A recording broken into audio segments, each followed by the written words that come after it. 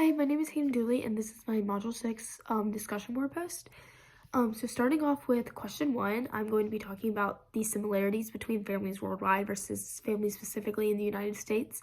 So the first similarity I have would be roles and responsibilities. So overall, families worldwide are going to have very similar structures regarding roles and responsibilities as those in the United States.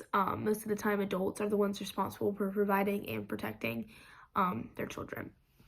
Another similarity between families worldwide versus the United States specifically would be core values. Most families are going to prioritize values such as love and support, and that is kind of what their family is built on, based around, and those values are going to be important pretty much to all families around the world.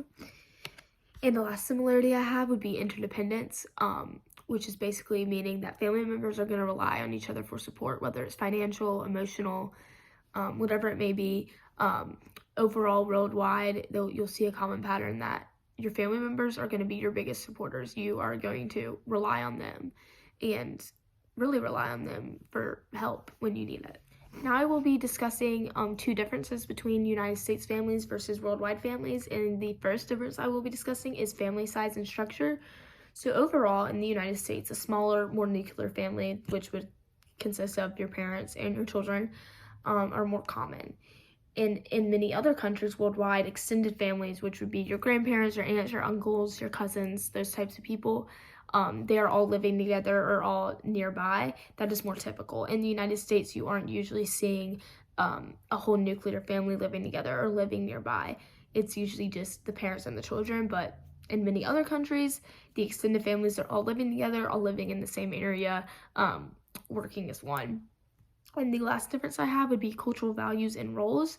So the American culture often values independence and just being individual within your family, while in other cultures worldwide, it is more strongly emphasized on collective responsibility, all working together, no one's alone, stuff like that. You all work together to get jobs done. That is more how worldwide countries are processing and working. So basically the biggest differences I'm noticing like a trend in overall in the United States versus family worldwide is that the United States families are more independent and they are more small versus the worldwide families, which are larger and they work together, they live near each other. It's just more collective than United States families.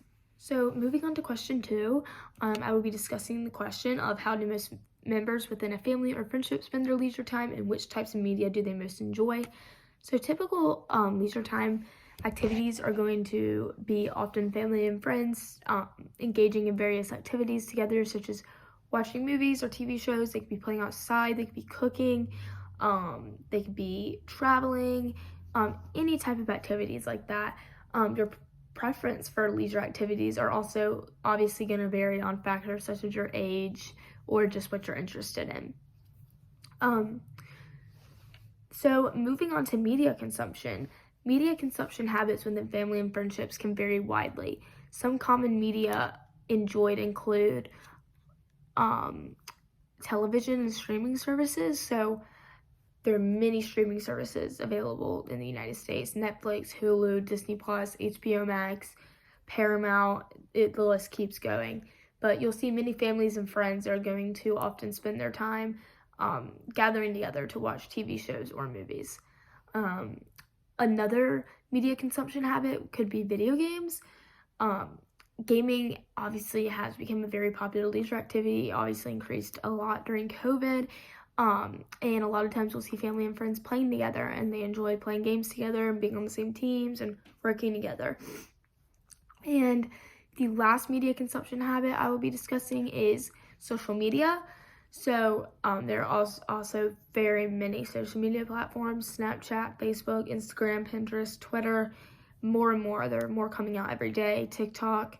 This would be more leaning towards younger generations. They tend to spend a lot more time on social media platforms, but it's just easy. It's an easy way for friends and family to connect. Thank you.